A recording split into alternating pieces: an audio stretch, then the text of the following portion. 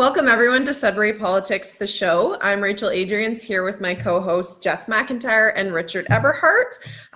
So thank you for joining us on the eve of the 2019 federal election. So we just finished kind of our segment on Nickel Belt, and now we're about to dive into Sudbury.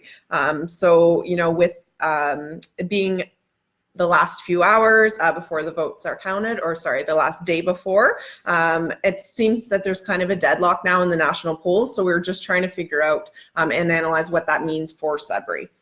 Yeah, so we know that for a lot of the pollsters out there and the pundits that this election's been too close to call. That seems to be in the last few hours, that seems to be clarifying a little bit, that in the last few polls, there's been an upswing, but the factors that still are going to play into this election are the Green Party not going to deliver the depth of vote support that I think we expected a while back. That's going to have an impact in a riding like Sudbury. And on a national phase, where the Conservative Party lands against the Liberal Party seems to really be driving, it won't drive Sudbury so much, but it seems to be driving the national narrative about who's going to make the next government, and the role that Sudbury can play in that will really be driven by what's going to happen in the last few hours with the NDP vote. Yeah, I think the national election on this one, the polling is really hard to track.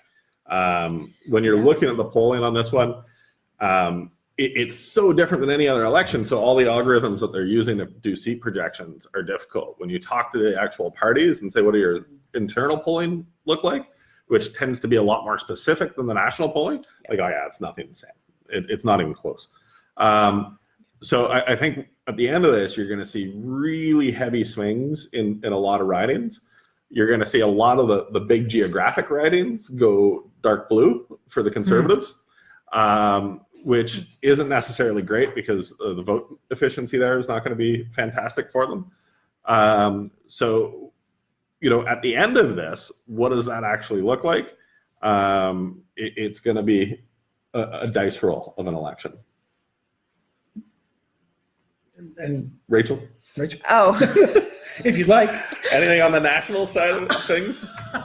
How that might play into Sudbury? Well, I think, you know, again, with looking at it in between, you know, the Liberals and the Conservatives, and kind of, you know, with the NDP as well, we're always, I think, in this riding, you know, similar to Nickel Belt again, but, you know, kind of flips between the orange and the red. So seeing on how that'll play into voter turnout here for the Liberals versus the NDP.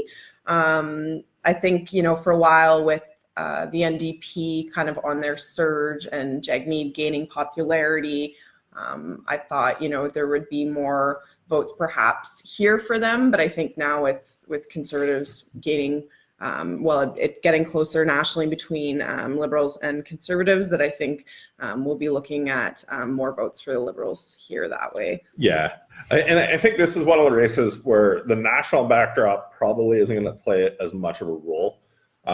Lefebvre is a really strong candidate, has a lot of experience, has a decent likelihood of getting into the cabinet. He's got a junior cabinet position now. When you see him speak, the depth of his knowledge about party platform, what's happening in Sudbury, what's happening national, is really difficult for a candidate that's come in specifically to run for this campaign.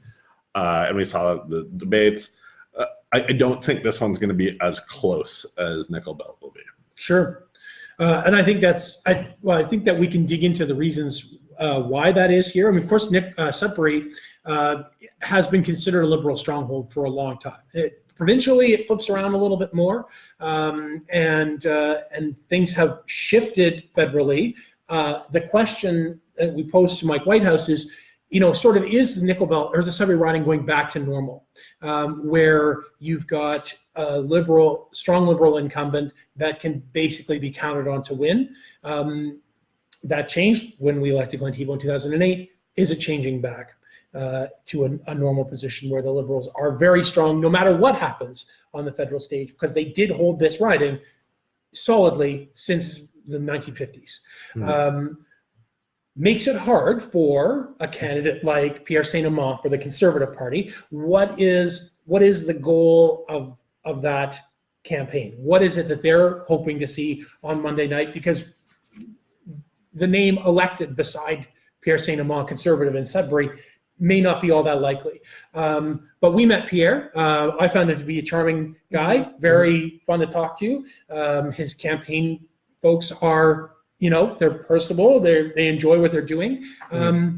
What is it that we can say if we go to see them at MIC tomorrow for their party, they will consider to be success? Yeah, I think it's the same thing as Nickel Belt. I think they hit about 20% last time. If they can beat 20% this time, it's good for them.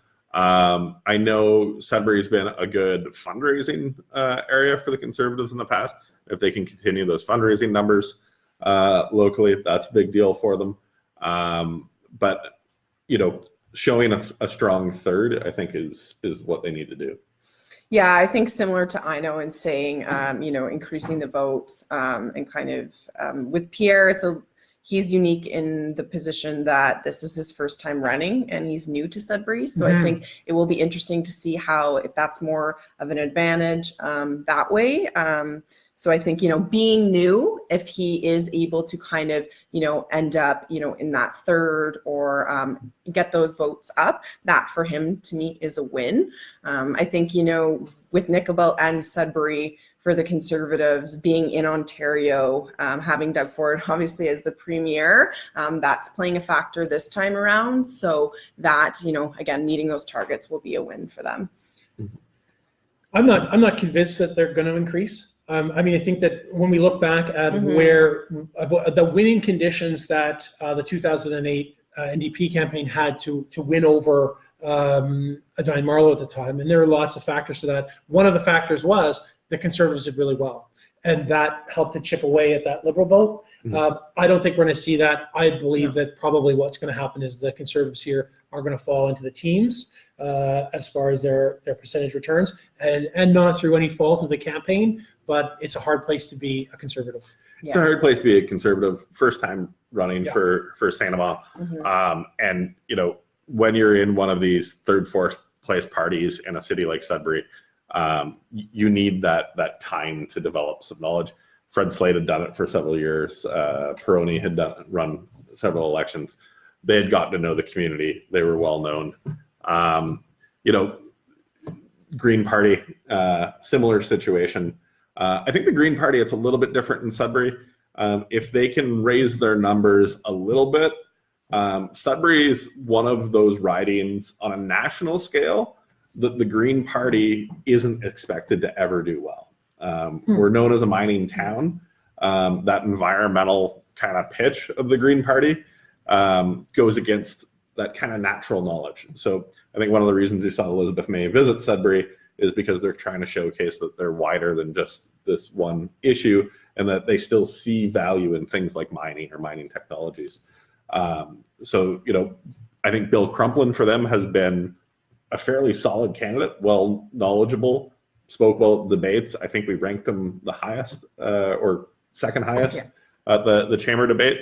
What are your views on Bill? So Bill Crumplin, of course, seasoned campaigner after running both municipally and provincially in 2018. So he's kind of been going strong in that regard, which to me, of course, is an advantage that way.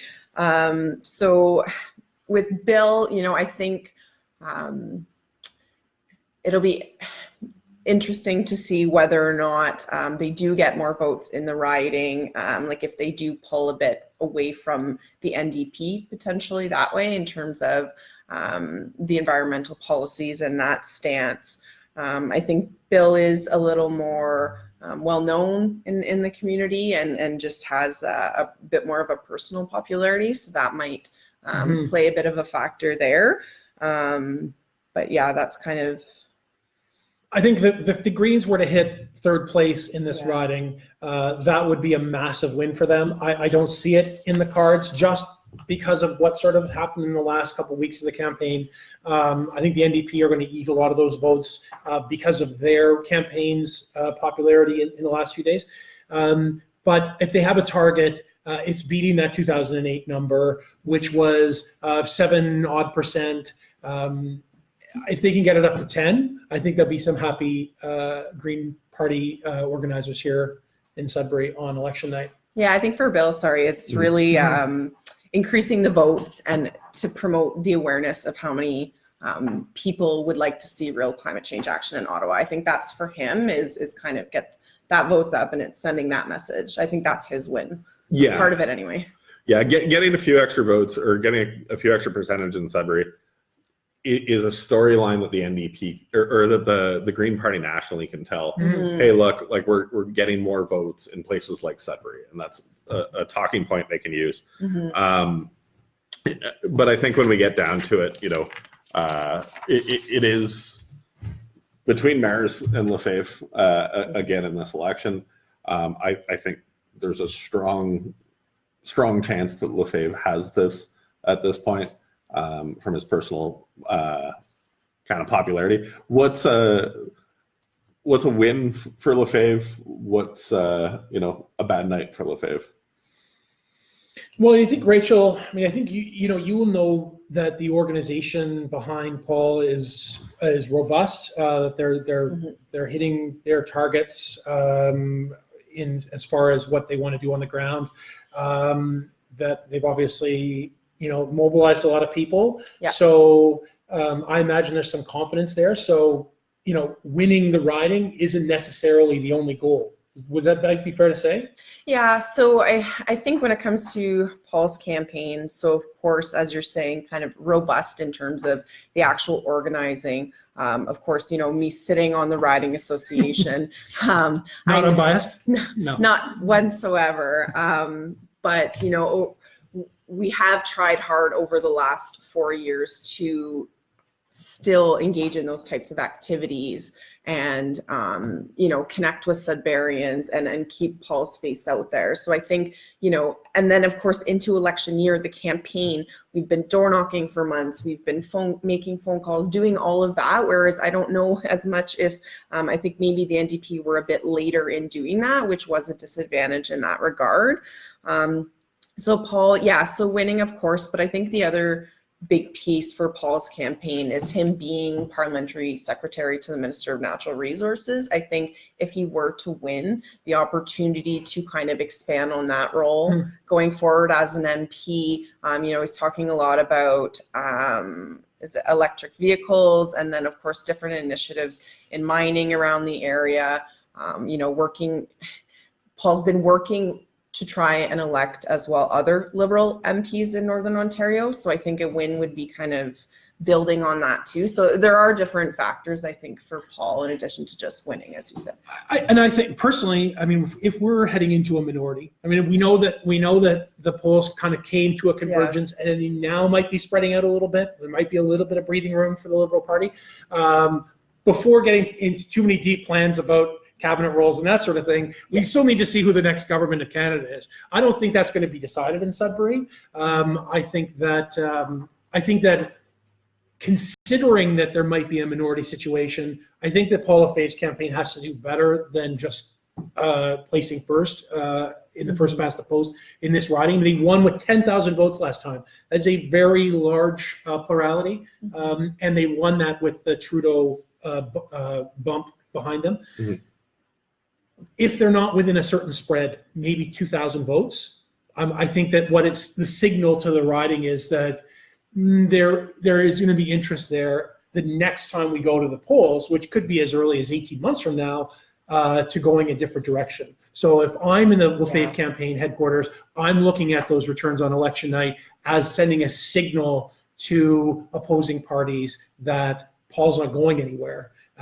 And so that kind of takes us to the mayor's campaign, sort of by extension, because I think that their goal, if it is to win the riding, it'll be without the kinds of organizational strength that I think the NDP in Sudbury has kind of gotten used to over the last several campaigns. It used to be a fairly modest affair, and I think that over the last few campaigns, the local organizers have built that up. I think that they're doing the best with some scarce resources that they have. A late nomination that happened just before the election doesn't help that. But if you're coming out of it with a goal, and the goal is, to be honest, not necessarily to win. I'm not saying that that's their goal, and they might be in it to take the most votes. The second goal would be get within that spread and show that the NDP can be a threat to the Liberals in a minority situation. Yeah, the reality is, if we're in a minority situation, all parties are looking at when's the next election, because it could switch on a dime. And at that point, you're looking at, what's your bench look like? And, you have an immediate conversation is, do we look at Beth again, or do we bring somebody new in? Was this writing association organizational capacity? Was it candidate capacity? Was it national capacity? What happened here in Sudbury? And I think, all the parties have to have that conversation after an election. But I think the NDP are going to have a little bit more serious conversation around that. And I think that spread is really going to define the terms of that conversation. If you're coming in super strong, that's going to lead to one set of conversations. And if you're coming in a little weaker than you would expect, or even if Paul's able to hold the majority of those 10,000 votes, it's a very different conversation. Sorry. Yeah, and it's incumbent on the candidate to be in the media and be in the press between election cycles in a minority government like this. Are you still the viable candidate? Yeah, and of course, kind of as we've been saying, but another win, for Paul and the Liberals anyways, is making sure that, kind of that national surge in Jagmeet's popularity, and Beth as well, it doesn't pull away from the Liberal base because of that. With Jagmeet going out and saying, don't vote for the Liberals out of fear that it's going to split the vote. So I think, maybe not to a huge extent, but just in a little bit, people are keeping that in mind. No. So on election night in Sudbury, Rachel? Yeah, we'll be very busy. So we are having a contest. So kind of as a voter engagement piece, putting that hat on and encouraging people to get out the vote. So last week, Richard, Jeff, Danielle, and I went and we all went and voted at the Elections Canada office downtown. We did a little video there asking everyone to take a selfie of themselves voting, either on their way in or their way out of the voting location, not in the voting location. So if you do that and you tag us on Facebook, Instagram, or Twitter, you'll be entered for a chance to win $100 to our new podcast home at the Alibi Room. And we will be drawing for that tomorrow. Oh, we've got a question from the audience about it's never happened before. What is going on about what happens in a coalition environment, and I think it's a viable question. We know it's quite likely that we're going to lose some Liberal cabinet ministers in this election, just the way the numbers are going. Which means, what does that coalition look like? Is this a full coalition where the parties get together and they share cabinet? Is this the NDP just propping the Liberals up? Yeah, confidence and supply agreement. Yeah. And the other issue is, the way I've got the numbers, at least, is I don't think that's enough votes. I don't think there's enough votes just between the NDP and the Liberals to necessarily have a majority. They may need some support from the bloc. It's in between. 170. You need to get the two up to 170. I think with the last, now we're getting into the kinds of prognostications that we're hoping to share tomorrow night in our election night coverage when we're hanging out at the various campaign parties. But really driving the concept behind the NDP Liberal coalition is where those numbers lie. Yeah. So if you can get NDP plus Liberal seats equals a majority with a speaker, which is 171 seats, that's probably going to happen. If you can't hit that majority and you need the bloc to back you up, it might be more difficult. If the Conservatives win the most seats, again, might be more difficult because the Conservatives might want to work with the bloc to form a parliamentary court like they did in 2006. anything can happen tomorrow night. That's how close it's going to be. And a lot of commentators have talked about the fact that we don't normally have to wait till you get to BC's polls closing and votes counted. Yeah. And the advanced polls in a lot of places, which take a lot longer to count by hand. Yeah. It's going to be a long night tomorrow. The polls don't close in Ontario until 9:30. So get some sleep tonight. and you can tune in to see our coverage as we travel around at Facebook Live on Sudbury Politics, the Facebook page, and we'll be sharing our thoughts and watching certain ridings to watch, including Sudbury Nickel Belt tomorrow night. Yeah, and as you enter our contest, like our Facebook page, and you can follow us as we continue this podcast beyond the federal election. Starting November 7th, we'll be broadcasting live from the Alibi Room at 7 p.m. Every couple of weeks, discussing everything from local politics to provincial politics, the federal politics, how Sudbury plays a role in that, and what's happening locally along those lines. You can catch that at Facebook, Sudbury Politics, Spotify. Podcast. Spotify, and we're looking at expanding those out as we go as well.